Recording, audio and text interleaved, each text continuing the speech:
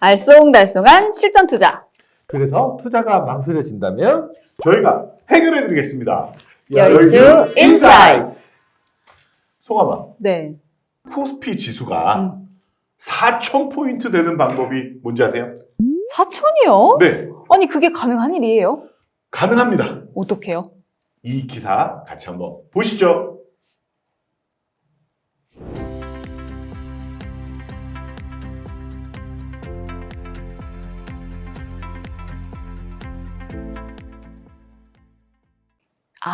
MSCI. 네. 오늘은요, 잊을만하면 뉴스에 자주 언급되는 이 MSCI 지수를 알아볼까 합니다. 안타깝지만 네. 이제 우리나라의 주식시장은 2025년 6월이 되어야 네. 실제 선진시장 그 편입이 될까 말까 이런 상황에 빨라도 놓여 그때쯤 있습니다. 돼야 된다. 빨라도. 그렇죠. 빨라도 예. 그러면 이 MSCI 지수가 뭔지 좀 자세하게 설명해 주시죠. 예, 우선 첫 번째 그 오해를 하나 풀어 네. 드려야 될 게 있는데요. MSCI의 그 I가 인덱스라고 생각하시는 분들이 굉장히 많아요. 그러니까 지수니까요. 네. 한 100명 중에 한 90명 정도 이렇게 생각하는 것 같은데. 네. 예, 그런데 그 MSCI는 뭐의 약자냐면요. 모건 스탠리 캐피탈 인터내셔널, 즉 I가요 인덱스가 아니라 인터내셔널이에요. 그래서 그 MSCI가 회사 이름이에요. 네.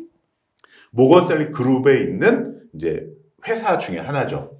그래서 이 회사에서 지수를 만드는데 그 지수, 그래서 MSCI 인덱스, 그러니까 영어로 하면 MSCII 이렇게 해야 이제 맞는 거죠. 그렇네요. 근데 이게 왜 중요하냐? 네. 전 세계 대부분의 펀드 매니저들이 이제 글로벌 투자를 할 거 아니에요? 그런데 자기 나라 주식시장 알기도 바빠 죽겠는데 외국 글로벌 이 주식시장까지 다 알기가 어렵습니다. 그렇죠. 그러니까 일종의 뭐랄까 참고서? 지침서처럼 활용하고 있는 게 바로 MSCI 인덱스예요. 네. 그래서 그 영향력이 진짜 어마어마합니다. 어마어마해요. 네. 웬만한 사람들은 MSCI에서 정해주는 그 비중대로 네. 투자를 하는 자금이 뭐 전 세계 글로벌 투자 자금의 대부분이다라고 보셔도 됩니다. 예. 그러면 MSCI 외에 글로벌 주가 지수 어떤 것들이 있을까요? 보통 이제 MSCI가 전부다 이렇게 생각하시는 분도 계신데 네. 중요하기는 하지만 전부는 아니죠. 다른 것들도 있는데 대표적으로 이제 S&P에서 주가 지수를 만들어서 내보내고 있는 것도 아실 네. 거고요. 아, 그 S&P 500 그쵸, 지수. 신용평가하는 예. 그 스탠다드 앤 푸어스 말하는 네, 거. 맞습니다. 그리고 영국의 FTSE 지수도 있어서 이런 지수들도 있기는 한데 하지만 압도적으로 많은 펀드들이 MSCI 지수를 이제 추종하는 포트폴리오를 구성하고 있어서 이제 MSCI가 그렇게 유명한데 미국의 펀드의 한 95% 정도가 MSCI 지수를 추종한다고 할 만큼 MSCI 영향력은 진짜 가공할 만하다. 그렇네요. 해도 될 것 독점에 같아요. 가까운. 근데 이 MSCI 지수라는 게 이제 국가별로 내지만 시장 뭐 비중 이런 것도 다 하잖아요. 개별 종목별로도 또 비중까지도 다 이렇게 세세하게 정하고 있기 때문에 네. 웬만한 상장 기업들도 이 MSCI 지수에다가 촉각을 곤두세우고 있을 수밖에 없는 상황이라고 볼 수 있을 것 같아요. 그러니까 어떻게 보면 뭐 MSCI는 약간 미국의 대표적인 그 글로벌 투자 지수 네. 보고 있고요. 유럽권에서는 그래도 뭐 이기지는 못하지만 네. 그나마 대항마로 나설 수 있는 게 FTSE 지수입니다. 그 FTSE도 좀 소개해 주시죠. 예, 뭐 간단하게 말씀드리면 좀 그 파이낸셜 타임즈라고 하는 그 언론사에서 네네. 있죠. 예, 만드는 지수예요. 그래서 이 FTSE 지수의 가장 큰 우리가 기억해야 될 이유 중에 하나는 뒤에서도 한 번 더 설명드리겠지만 MSCI에서는 우리나라가 신흥시장에 편입되어 있지만 네. FTSE에서는 우리나라를 선진시장에 편입시켜주고 우와, 있어요. 좋다. 그래서 좀 예뻐 보이죠? 그렇네요. 미국의 MSCI, 유럽의 FTSE 이렇게 좀 양대산맥이라고 보실 수도 있습니다. 예. 그러면 우리나라가 MSCI 지수에서는 이 선진지수 편입에 못 들어갔다라는 얘기인 것 같은데 뭐 국가별로 구분되는 게 있는 건가요? 네, 이게 굉장히 중요합니다. 지금 화면에 한번 제가 보여드릴 텐데요. 그 MSCI 지수에서는 시장을 크게 선진시장, 신흥시장, 개척시장, 독립시장 이렇게 나누고 있습니다. 네. 표에서 보시는 것처럼 뭐 미국, 캐나다, 그리고 다양한 유럽 국가들, 그리고 호주, 뉴질랜드, 홍콩, 일본, 싱가포르 이런 나라들의 주식시장을 이제 선진 시장으로 분류하고 있어요. 안타깝게도 아직 이제 한국 주식시장은 선진 시장에는 아직은 포함되어 있지 않고요. 뭐 중국, 브라질, 인도, 대만 이런 나라들과 함께 이제 이머징 마켓, 신흥 시장에 포함되어 있습니다. 아직 신흥 시장도 못 올라오는 주식시장들도 있어요. 개척 시장이라고 하는데요. 네. 뭐 대표적인 나라가 이제 베트남 또는 뭐 유럽에서 아이슬란드 뭐 이런 데는 좀 아직 작고 발달이 좀 덜 돼 있어서 개척 시장으로 돼 있고요. 얼마 전까지만 해도 그 이머징 마켓에 굉장히 큰 비중을 차지하고 있던 러시아가 네. 그 전쟁 네. 이후에 이제 독립 시장으로 좀 옮겨졌습니다. 예. 조금 뭐 빨리 전쟁 끝나서 다시 돌아갔으면 하는 맞아요. 바람도 있습니다. 네. 예. 화면 한번 보시면 이제 좀 요약한 화면이 하나 나갈 텐데 MSCI 월드 인덱스라고 되어 있는 부분 있잖아요. 이게 우리 흔히 말하는 MSCI 선진국 지수라고 보시면 될 것 네. 같아요. 이게 한 23개의 선진국 시장으로 구성되어 있다고 보시면 되고요. 그 옆에 보면 MSCI 이머징 마켓 인덱스라고 되어 있는 게 있는데 이게 한 24개 신흥국가 시장으로 구성되어 있다고 보면 돼요. 그럼 이 선진국하고 신흥국을 이렇게 합쳐서 하는 건 없냐? 당연히 있겠죠.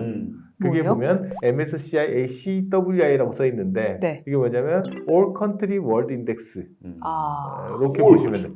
다 붙어 있는 거라고 음. 보시면 되고 이 시장에서 우리나라 주식 시장이 차지하는 비중이 네. 한 1.8%에서 1.9% 정도 비중을 차지해요. 2%가 아직 안 돼요. 그래서 이제 그러게요. 매번 하는 말이 우리나라 시장에만 투자하는 사람은 전 세계 주식 시장의 2% 안에서만 투자하고 있다. 이런 이야기들 하는 게 이 지수를 가지고 거기서 우리가 차지하는 비중을 가지고 이야기한다라고 보시면 될 것 같고 네. 그다음에 여기 이제 프론티어 시장까지 좀 합치게 되면 뭐 MSCI All Country 뭐 월드 인덱스에다가 프론티어 마켓 인덱스를 더한 것까지 그렇게 하는 지수도 있어서 네. 그런 것들을 보시면서 내가 도대체 어떤 지수를 투자하고 있느냐 내가 투자하고 있는 펀드나 이런 것들이 어떤 지수를 추종하고 있느냐 이것도 자세히 한번 쳐다보면 또 여기서 좀 특이한 게 우리가 MSCI 월드 인덱스 하면 네. 진짜 전 세계에 투자할 것 같지만 선진 시장에만 투자한다는 거. 아, 요거는 좀 착각하기 쉬우니까 네. 꼭 정확하게 알아두실 필요는 있을 것 같습니다.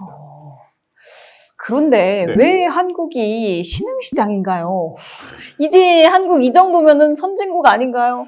아, 또 이 얘기하면 좀 열받습니다. 네. 네. 왜냐면 한국 증시 시가총액은 한 세계 한 13위 수준이고요.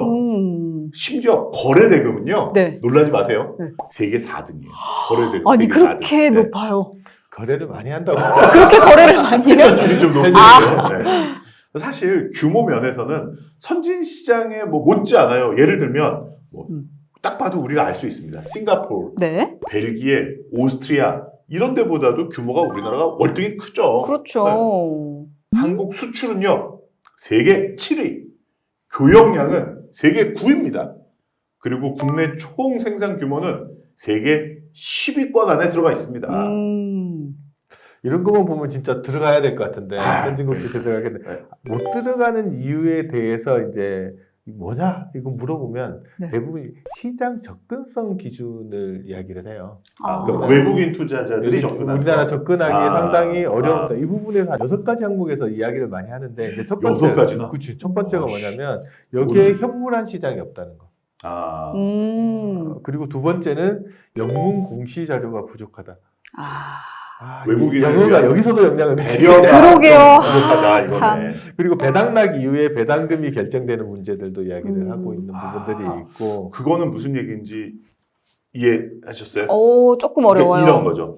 배당 기준일이 있잖아요. 네. 그러니까 우리 이때까지 주식을 갖고 있는 사람에게 배당금 주겠습니다라고 정해놓고 네. 얼마를 줄지는 그 다음에 정해진다는 거죠. 그러니까 내가 이 주식을 배당을 받기 전에 팔아버릴지 배당을 받고 나서 팔지를 결정하려면 배당금이 얼마인지 알아야 될 거 아니에요. 그러게요. 그걸 모르는 상태에서 거래를 할 수밖에 없다는 게 외국인 입장에서는 좀 불만인가 보네요. 그렇네요. 또 배당락일 이후에 배당금이 결정되면 배당락도 정확하게 계산하기 어려운 문제도 있는 거죠. 그런 문제도 있고 그 다음에 경직된 외국인 투자자 등록제도.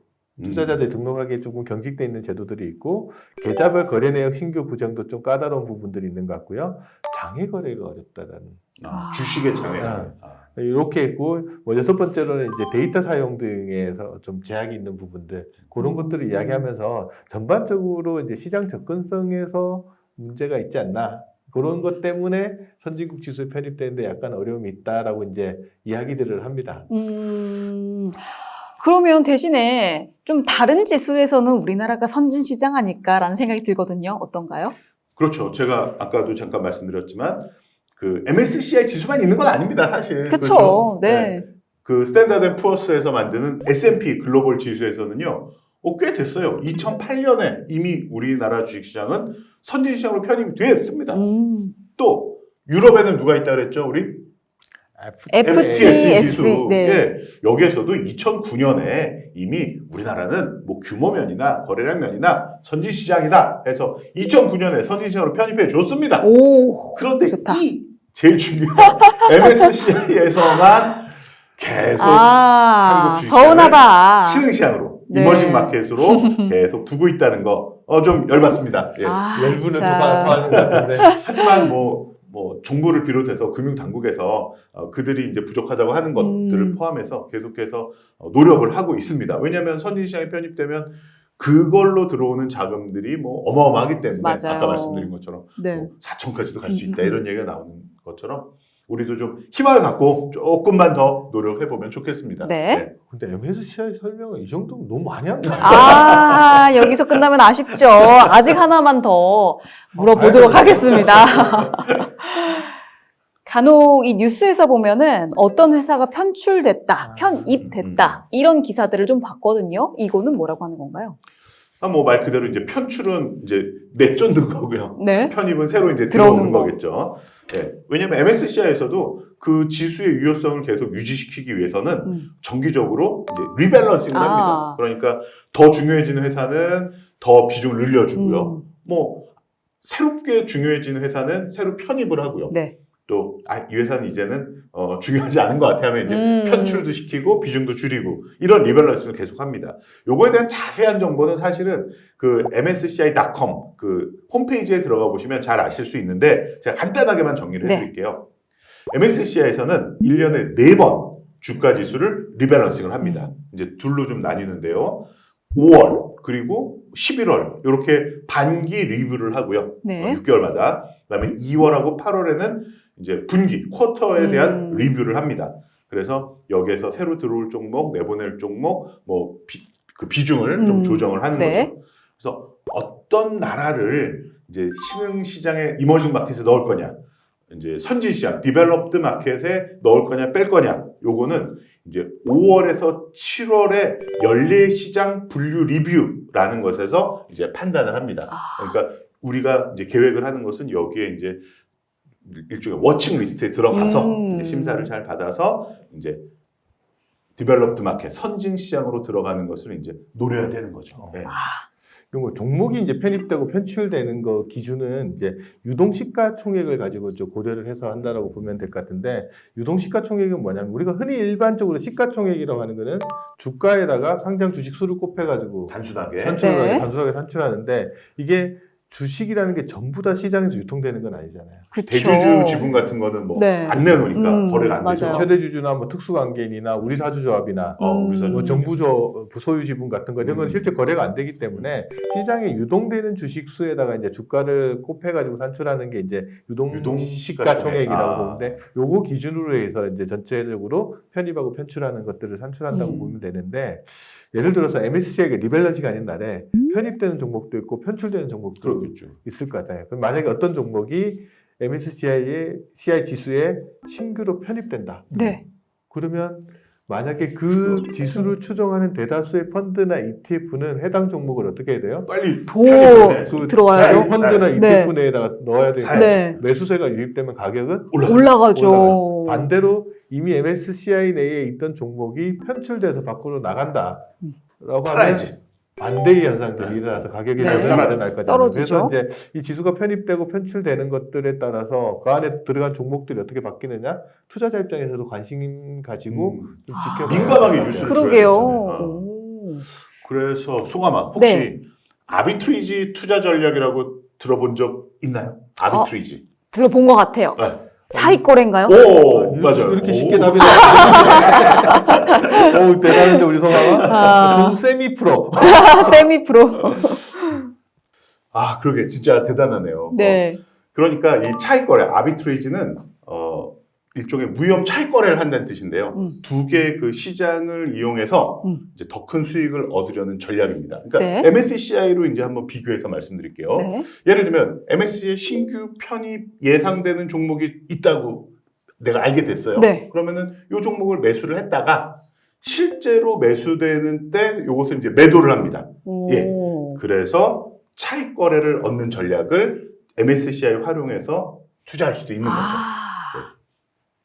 지수를 이용해서 이런 전략을 또 가지고 갈 수도 있겠네요. 그렇죠, 그렇죠. 예. 성아가 이제 더 질문 없죠? 이제 아. 가도 되는 거죠? 질문은 없지만 제 코너가 아직 남아있죠. 괜찮아. 그건 내 노력이 안 들어가니까. 이번에는 그러면 어떤 분을 만나고 왔는지 아주 궁금합니다. 아, 저도 MSCI 관련해서 어떤 분을 만나야 될지 딱 떠오르는 분이 없는데요. 네. 기대하셔도 좋습니다. 제가 정말 알찬 정보들을 가지고 왔거든요. 그럼 준비한 영상 함께 보시죠.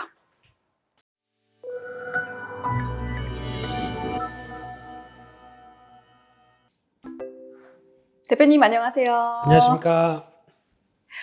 국내 증시의 MSCI 선진지수 편입이 네. 좋은 일이다, 아니다 라고 좀 분석이 엇갈리더라고요. 네. 어떻게 보세요? 네, 선진국 지수다. 네. 그럼 뭔가 웅장하죠? 느낌이. 네네. 네. 그래서, 신흥국보다는 선진국이 낫다라는 쪽에서 단순한 생각으로 MSCI 선진국 지수 편입이 긍정적이다.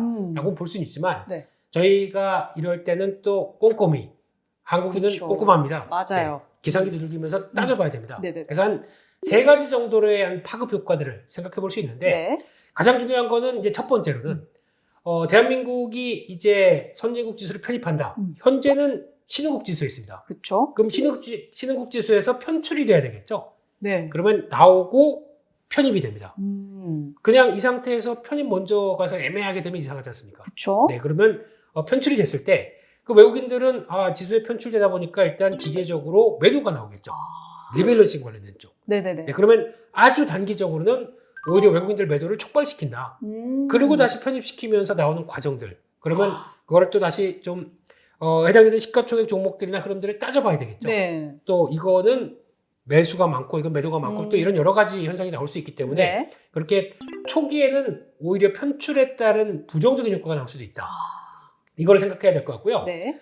두 번째는 그래도 큰 쪽으로 갑니다. 그러니까 지금 현재는 신흥국 쪽으로 봤었을 때 대한민국 증시는 지금 한 11.5% 정도? 오, 그러니까 어떻게 보면은 위쪽이죠. 꽤 크네요. 네, 꽤 큽니다. 그러니까 이런 표현 써서 좀 죄송할지 모르겠지만 네.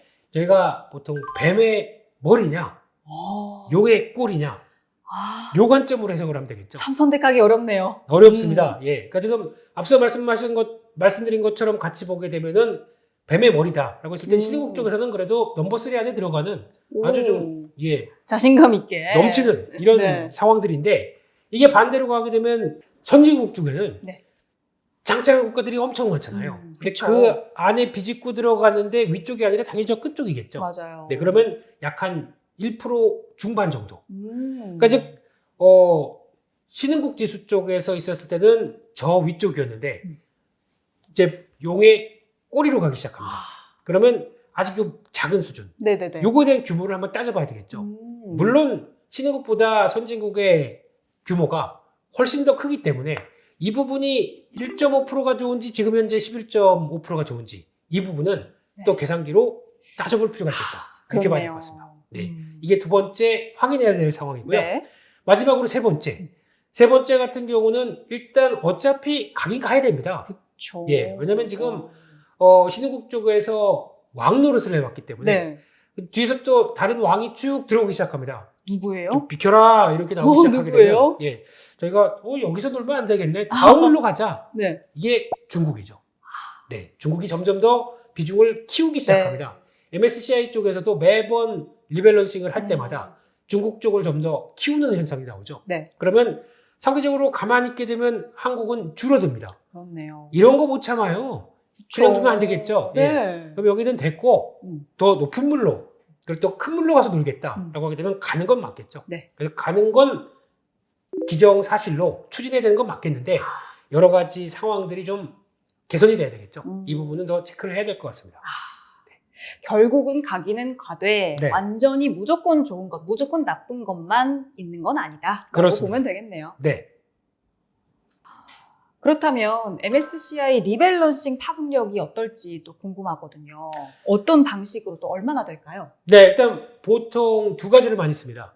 시가총액 기준으로 그리고 또 유통주식 비율로 많이 들어간다고 보시면 될 것 네. 같고요. 그러니까 즉 시가총액이 갑자기 커졌기 때문에 그리고 또 어떤 기업이 좋아졌습니다. 네. 그러다 보니까 커진 시가총액 주가가 올랐다는 얘기겠죠. 네. 이거면 당연히 편입시켜도 되겠다라고 그렇죠. 하는 현상이 나오는 게 첫 번째고요. 두 번째는 유통 비율이라고 보는데 즉 충분히 외국인 입장 쪽에서 내가 저 편입시키게 되면 살 수 있겠다라고 하는 유통 비율이 좀 높아야 되겠죠. 네. 상대적으로 뭐 대주주 지분이 높다든가 아니면 뭐 묶인 지분이 있다든가 그러면은 충분히 사지 못하다 보니까 왜곡되는 현상이 나오겠죠. 네. 이런 건 방지하겠다라는 쪽에서 두 가지를 많이 쓰는데 그래도 보통 저희가 이런 MSCI 지수에 편입된다라고 하게 되면 약간 호재, 편출된다고 하게 되면 악재 네. 이런 쪽으로 많이 해석을 하면서 왜냐하면 편입되게 되면은 이 MSCI 지수와 함께 추종하는 자금들이 보통 저희가 표현하기로는 패시브 자금이라고 합니다. 이런 자금들이 같이 유입되다 보니까 호재다라고 생각할 수 있겠는데 네. 그런 쪽에서 반응이 나오는 건 사실입니다. 그리고 빠지게 되면은 외국인들도 여기 지수에 편출됐는데 네. 굳이 갖고 있을 이유가 있겠어? 라고 같이 하는 빠지는. 네, 인덱스 쪽에서의 매도가 나오다 보니까 주가가 보통 하락하는 경우가 근데 요거는 단기적이라고 봐야 되겠죠. 어떤 수급과 관련된 쪽 인덱스 편입 편출과 관련된 쪽에 대한 관점들이 나오다 보니까 네. 이게 그렇다고 기업의 펀드멘탈과 관련된 사항이 아니다 보니까 단기적인 관점 쪽에서의 구조적인 상황에 주식에 영향이 있다 이렇게 네. 봐야 될 것 같습니다. MSCI 2022년 8월 분기 변경에서 네, SKT의 MSCI 코리아 지수에서 편출이 결정이 됐죠. 그렇습니다. 이유는 무엇일까요? 네, 이렇게 분기별로 편입 편출 다 되면서 네. 그러니까 지수도 살아 움직이는 겁니다. 그만큼 거기서 편입 편출에 따라서 또 울고 웃고 하는 종목들이 많은데 네. 이번엔 아쉽게도 편입 종목은 없었고요.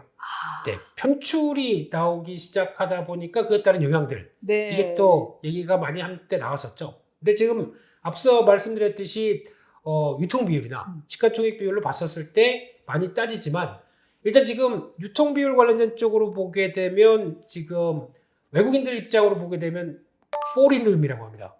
즉 쉽게 말씀드리면은 외국인들이 추가 매수를 할 수 있겠느냐. 네. 근데 통신주 같은 경우의 특성은 이제 기간 산업이라고 그러죠. 그러다 보니까 뭐 전력이나 통신 이런 쪽은 정부가 지분의 절반 이상을 외국인들이 사지 못하게 묶어놔야 되겠죠. 안 그렇게 되면은 외국인들이 대주주가 돼서 네. 기관 사업자의 입장을 흔들어 놓는다. 그럼 저희 생활에 당장 국가의 기관이 되는 산업들은 어떻게 되겠습니까? 위험하죠. 그렇게 되겠죠. 네. 그러다 보니까 이게 한계가 있습니다. 근데 지금 현재 외국인들의 SK텔레콤 그 당시에 보유 비중을 보게 되면 47.16%. 네, 네. 그러다 보니까 비율이 얼마 안 남았어요. 근데 계속 유지가 되기 시작하게 되면 또 지수가 커지는데 만약에 SK텔레콤을 담아야겠다라고 네. 하게 되면 담을 수 있는 게 한계가 그렇네요. 있습니다. 네. 49.9 그러니까 50%가 못 넘어가다 네. 보니까 이러면은 더 사지 못하는데 지수는 좀 커지게 되면 얘는 SK텔레콤은 제외하고 나머지를 더 사는 이상한 효과가 나오게 되겠죠. 그렇네요. 네, 그래서 균형적인 포트폴리오 안의 흐름들이 깨진다라는 관점으로 보게 되면 그런 이유 때문에 편출이 됐다라고 봐야 되겠죠. 네. 그런 쪽에서 봤을 때 물론 통신주가 안 좋거나 SK텔레콤이 미워서 빠지는 건 절대 아닙니다. 네, 그게 아니라 이런 유통 비율과 관련된 구조적인 문제들도 계속 MSCI 지수와 선정할 때 체크가 들어간다. 이걸 아셔야 될 것 같습니다. 네. 네. 그러면 MSCI 리밸런싱에 따른 투자자의 올바른 투자 방안을 좀 알려주신다면요. 네, 이게 저희 이제 트레이더들 사이에서도 네. 이제 리밸런싱을 하게 되면 보통 1년에 한 4번 정도 하고요. 네, 반기, 분기 이렇게 해서 하다 보니까 이와 관련돼서 어느 종목이 편입되냐 편출되냐에 따라서 또 많이 재료로 삼는 그러니까 좀 뭐 장기는 아니고요. 앞서 말씀드렸듯이 구조적인 변화다 보니까 네. 이런 걸 하나의 기회로 삼으면 어떨까 아. 싶어서 매매도 하는 편인들입니다. 네. 근데 중요한 게 앞서 말씀드렸듯이 편입이 된다. 그러면 이제 외국인들 수급이 따라 들어올 테니까 이걸 기회를 먼저 샀다가 이제 리밸런싱 다음 날 같은 경우 외국인들의 매수와 함께 딱 편입 확정, 그러니까 편입이 끝났다라고 네. 하게 되면 오히려 그때쯤에서 팔면 되겠죠. 아. 이런 차익 거래를 노리는 네, 경향들이 네. 많고 음. 편출 같은 경우는 앞서 SK텔레콤 사례도 나왔지만은 이거 빠질 것 같다 근데 내가 갖고 있다. 그러면은 빠지는데 뭐 굳이 지금 갖고 있어? 그러니까 미리 정리하는 현상. 아. 이런 게 살짝 먼저 나올 수는 있겠죠. 네네네. 그래서 그에 따라서 편입 결정과 함께 이게 또 결정을 하고 나서 약간 한 달 정도 또 시간이 있다 보니까 그때 나오는 변화들을 노리는 전략들이 많이 나오는 게 현실적인 매매다라고 네. 볼 수 있는데 하지만 중요한 게 이게 뭐 한 달 정도나 편입 이후에 그러면 편입됐으니까 와, 이 회사는 좋은 회사야. 지수 안에 편입될 정도로 강한 종목이야. 네. 라고 생각해서 그냥 쭉쭉 움직이는 쪽은 또 아니라고 봐야 되겠죠. 왜냐면 편입돼서 없던 종목이 들어가다 보면은 신규로 들어갈 비중만큼은 그때 거의 채웁니다. 네네네. 그럼 편입 이후에는 쉽게 말씀드리면 이 회사의 이제 경쟁력으로만 살아야 되겠죠. 이 회사의 실적과 이 회사의 성장성과 이 회사가 갖고 있는 재무 구조 네. 이게 주가를 또 연결시키는 가장 중요한 요인입니다. 그래서 그런 때 보통 수급과 관련된 쪽 가지고 움직인다고 하더라도 그냥 단기적인 변수 때문에 움직인다라는 점을 염두를 하시고 그거를 이용하는 정도만 보시되 결국엔 주가는 기업 가치에 수렴하겠죠. 그쵸. 네, 그런데 단순하게 편입이 됐다라고 하는 호재성 모멘텀만 가지고 주가가 움직이는 그때뿐이다. 아. 예, 그 다음에는 기업의 가치 따라간다라는 네. 걸 꼭 염두에 두시고 너무 이걸 가지고 재료 쪽으로 많이 해석하면서 크게 자금을 왔다 갔다 움직이게 되면 끝난 다음에도 더 좋지 않을까라고 생각하는 것은 오히려 네. 안 좋을 수도 있다 아. 생각하셨으면 좋겠습니다. 알겠습니다. 이러한 방안을 잘 활용해서 투자를 해야겠습니다. 네. 대표님 오늘 말씀 감사합니다. 감사합니다. 송아마 역시 오늘도 수고 많으셨습니다. 아, 고맙습니다. 나날이 발전하는 송아마. 예, 이제 뭐 MSCI 완전 확실히 이제 전문가 됐어요. 네. MSCI 선진국 시장 편입과 이제 세계 국채 지수 WGBI 편입이 이제 금융투자업계에서는 오랜 수건 사업이라고 이야기를 하거든요. 선진 금융국으로 가기 위해서 이 두 글로벌 지수에 우리 금융시장이 이제 편입돼야 된다고 하는데 네. 저도 이거 응원합니다. 아, 그런데 이 세계 국채 지수는 뭔가요? 세계 국채 지수. 이 태국에 괜히 말 꺼내가지고 실수했어. 아. 했어야 되는데 세계 국채 지수. 이거 알려주시죠. 이거 예상을 못했는데 송아마가 이렇게 이런 날카로운 질문을 할 줄은 생각도 못하고 그냥 궁금하긴 하다. 슥 지나가려고 한 이야기인데 궁금하긴 하다. 주식시장의 MSCI 선진국 지수처럼 이게 뭐 WGBI, 그러니까 World Government Bond Index, WGBI라고 하는데 이게 선진국 국채를 대표하는 지수라고 보면 될 것 네. 같아요. 이게 세계 23개 주요 국가 국채가 이제 다 포함되어 있는 내용이라고 보시면 되는데 WGBI를 추종하는 펀드 자금 규모가 대략 2조 5천억 달러? 2조 5천억 원도 아니고 2조 5천억 달러 달러. 정도 되는데 이 중에서 5에서 60조 원이 국내로 유입되고 있고 이에 따라서 이제 이게 만약에 편입되게 되면 그 자금들이 국내로 유입되잖아요. 그렇게 되면 당연하게 우리나라 국채를 살 거니까 금리가 떨어질 거고 국채 가격이 올라가는 효과가 나타나겠죠. 이제 연간 5천억에서 1조 1천억 정도의 이자 비용이 절감될 수 있을 거라니까 우리나라 입장에서는 네. 이 지수에 편입되는 것들도 어떻게 보면 MSCI 선진국 지수에 편입되는 것만큼이나 중요하다라고 볼 수 있을 것 같아요. 그러게요. 진짜 엄청난 정도네요. 앞으로 또 특히나 이제 우리나라가 이제 고령화 시대 뭐 이런 걸 맞아가지고 국채 잔액 같은 게 이제 계속 늘어날 수 있는 상황인데 이게 편입이 되면 이제 재정 건전성 측면에서 좀 도움이 될 수도 있을 것 같고 국채에 대한 장기적인 이제 중장기 투자가 늘어나면서 이제 국채 외환 시장 안정에도 좀 많이 기여할 수 있다라고 하는 게 이제 전문가들이 설명하는 이야기입니다. 이거는 진짜 응원을 해야 될 것 같습니다. 저도 응원합니다. 파이팅! 네. 오늘은 MSCI 지수에 대해서 한 꼼꼼히 좀 알아봤습니다. 아마 주식에 투자하는 투자자분들이라면 굉장히 관심 많으실 거고요. 앞으로 MSCI 편입이라든지 또는 그 리밸런싱에 관한 정보를 잘 챙겨서 들으시면 굉장히 유용하게 활용하실 수 있는 정보가 될 겁니다.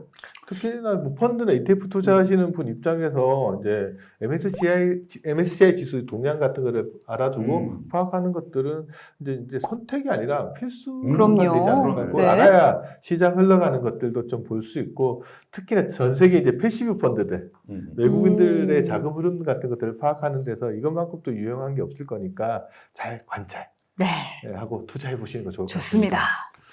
MSCI 선진국 지수에 편입되는 그날을 기다리면서 저희가 준비한 내용은 여기까지입니다. 오늘도 유익한 정보 활용되셨는지 모르겠습니다. 다음에 더 유익하고 재밌는 내용으로 찾아뵙도록 하겠습니다. 구독! 계속 찾아오겠습니다. 좋아요. 알림은 필수!